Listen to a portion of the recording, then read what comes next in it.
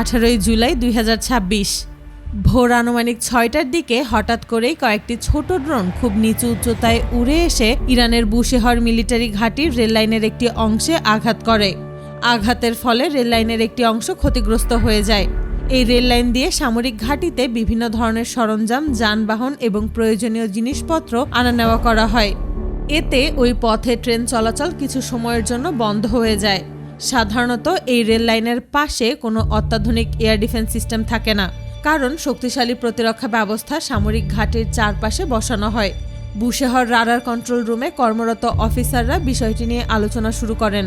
তারা রাডারের তথ্য বারবার পরীক্ষা করতে থাকেন, কারণ তাদের ধারণা ছিল যদি কোনো উড়ন্ত বস্তু এই এলাকায় প্রবেশ করে তাহলে অবশ্যই রাডারে তার সংকেত দেখা যাওয়ার কথা। কিন্তু আশ্চর্যের বিষয় ছিল আক্রমণের আগে রাডারে তেমন কোনো স্পষ্ট সংকেত পাওয়া যায়নি। এ কারণে সবাই অবাক হয়ে যান। তারা বুঝতে পারছিলেন না কিভাবে ড্রোনগুলো রাডারে ফাঁকি দিয়ে এত দূর পর্যন্ত চলে এলো। সকাল গড়িয়ে প্রায় 9:15 বাজে। ঠিক তখন রাডার কন্ট্রোল রুমের একটি বড় স্ক্রিনে হঠাৎ একটি ছোট বিন্দু দেখা গেল। বিন্দুটি খুব অল্প সময়ের জন্য দেখা দিয়ে আবার অদৃশ্য হয়ে গেল। রুমে থাকা অফিসাররা স্ক্রিনের দিকে তাকিয়েছিলেন। কিছুক্ষণ পর এই একই জায়গায় আবার আরেকটি ছোট বিন্দু দেখা গেল, তারপর আরও একটি। এভাবে মোট 3 থেকে 4টি ছোট বিন্দু একের পর এক দেখা দিল, আবার মিলিয়ে গেল। বিষয়টি অফিসারের কাছে খুবই অস্বাভাবিক মনে হলো, কারণ সাধারণত যদি কোনো যুদ্ধ বিমান বা বড় উড়ন্ত যান হয় তাহলে তার সংকেত অনেক বড় বা পরিষ্কার দেখা যায়।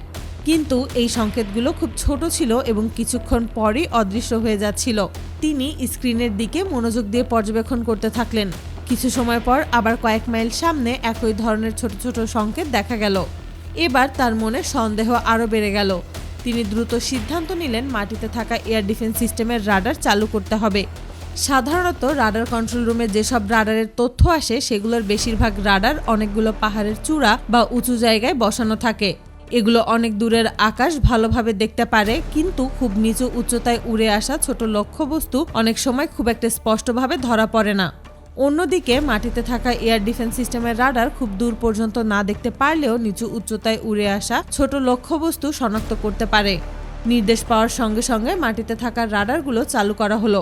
কয়েক মুহূর্ত পর নতুন রাডারের স্ক্রিনে স্পষ্টভাবে দেখা গেল 3 থেকে 4টি ছোট ড্রোন দ্রুত গতিতেই তাদের দিকে এগিয়ে আসছে। ড্রোনগুলো আকারে ছোট ছিল, তাই প্রথমে সেগুলো শনাক্ত করা কঠিন হচ্ছিল। অফিসাররা রাডার রেঞ্জ কমিয়ে ড্রোনগুলোর ছবি আরও পরিষ্কারভাবে দেখার চেষ্টা করলেন।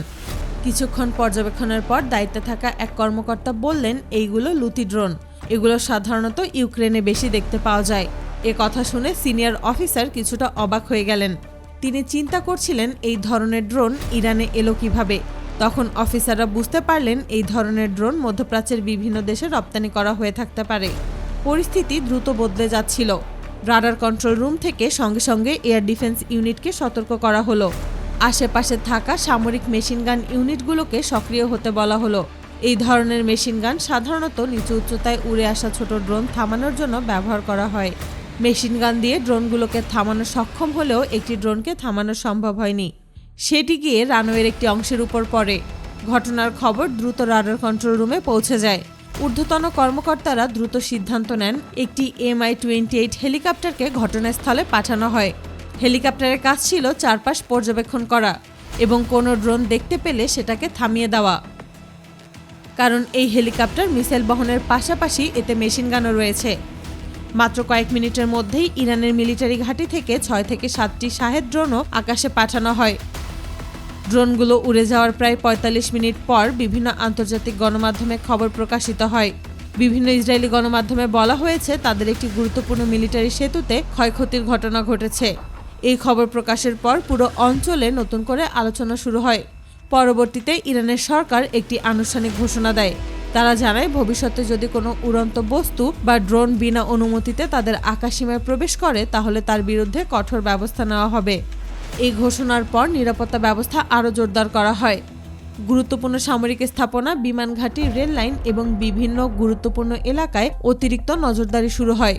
আর এভাবেই দুই পক্ষের ঠান্ডা অবস্থানের কারণে পরিস্থিতি স্বাভাবিক হয়ে যায়।